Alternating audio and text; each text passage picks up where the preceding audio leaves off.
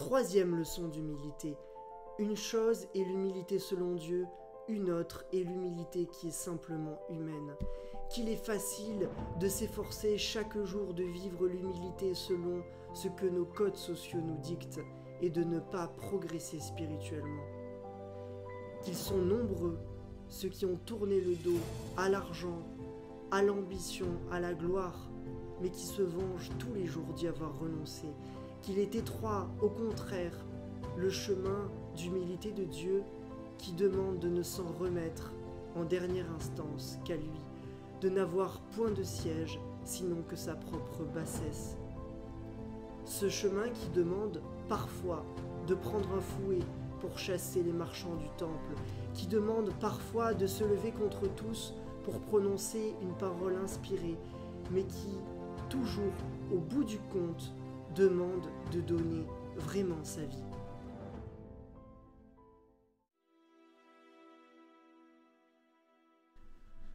Évangile de Jésus-Christ selon saint Matthieu. En ce temps-là, Jésus s'adressa aux foules et à ses disciples en disant : « Sur la chaire de Moïse se sont assis les scribes et les pharisiens. Faites donc et observez tout ce qu'ils pourront vous dire, mais ne vous réglez pas sur leurs actes, car ils disent et ne font pas, ils lient de pesants fardeaux et les imposent aux épaules des gens, mais eux-mêmes se refusent de les remuer du doigt. Toutes leurs actions, ils les font pour se faire remarquer des hommes. C'est ainsi qu'ils font bien large leurs phylactères et bien longues leurs franges. Ils aiment à occuper le premier divan dans les festins et les premiers sièges dans les synagogues, à recevoir les salutations publiques et à se faire entendre appeler Rabbi. Pour vous, ne vous faites pas appeler Rabbi, car vous n'avez qu'un maître et vous êtes tous frères et sœurs.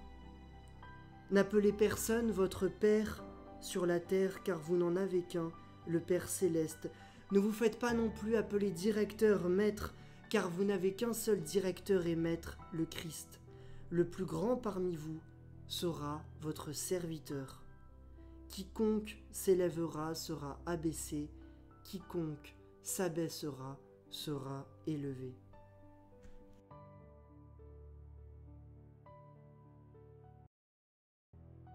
Jésus nous parle dans cet évangile de la reine des vertus. Je veux dire l'humilité. Il ne la nomme pas parce qu'on en parle mieux sans la nommer. Elle aime à n'être pas remarquée. Et qui prend-il en exemple? Encore les pharisiens. Il aurait pu, pour varier, s'étendre sur l'orgueil de Rome et de ses tribuns, ou bien sur la vanité du roi Hérode, c'est-à-dire sur des exemples plus extravagants d'orgueil que nos scribes et pharisiens obsédés par l'observance de la loi de Dieu. Non, Jésus insiste à dessein, puisqu'à travers les scribes et les pharisiens, il va au but, en visant la forme la plus profonde, la plus terrible de l'orgueil, l'orgueil spirituel. Ce passage ouvre la section des fins dernières de l'évangile de Matthieu. C'est dire que oui, l'orgueil nous parle de la vie future et du salut. J'ai dit orgueil spirituel, pourtant, depuis la fondation du monde, l'orgueil n'a jamais été autre chose que spirituel, et à travers lui notre salut même est en jeu.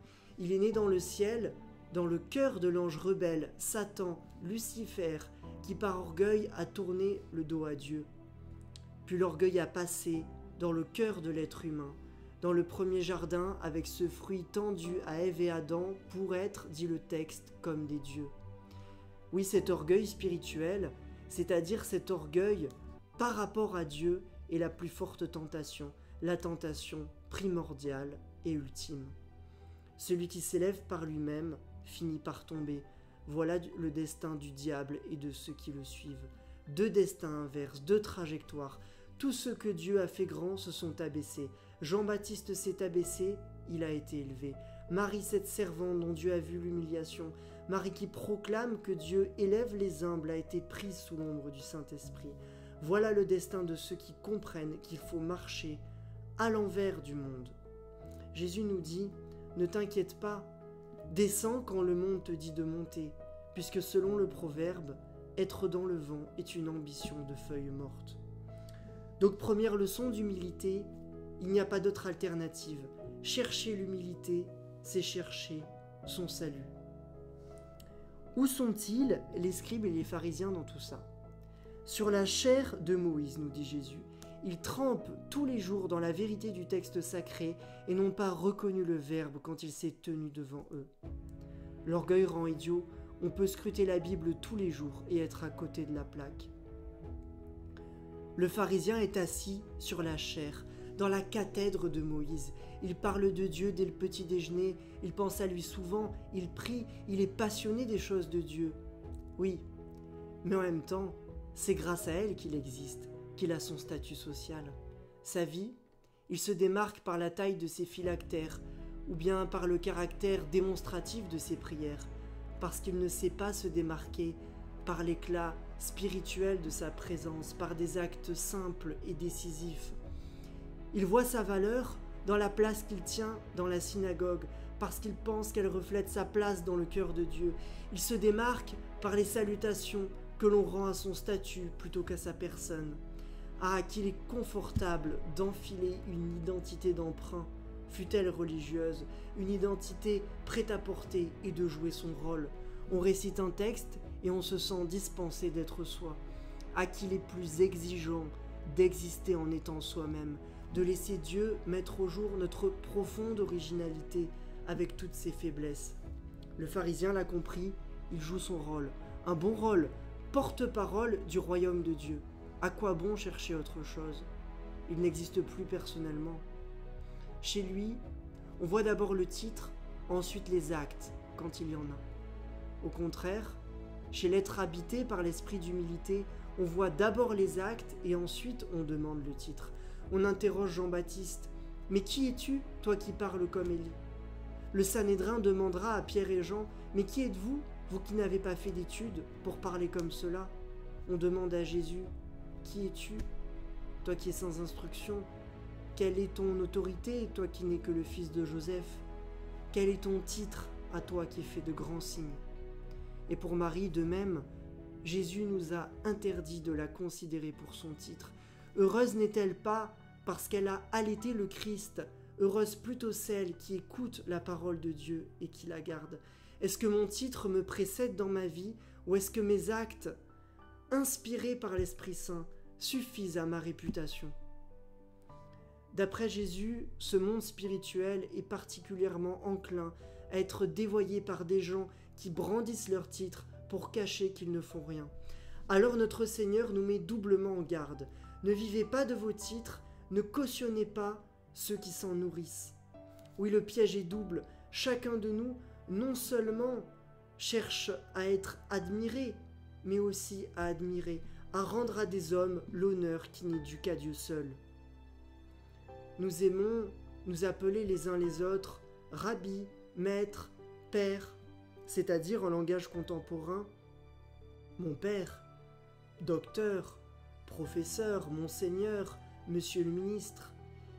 Et nous aimons recevoir ces titres et à défaut les donner. Arrêtons-nous un instant sur les 3 titres que Jésus mentionne.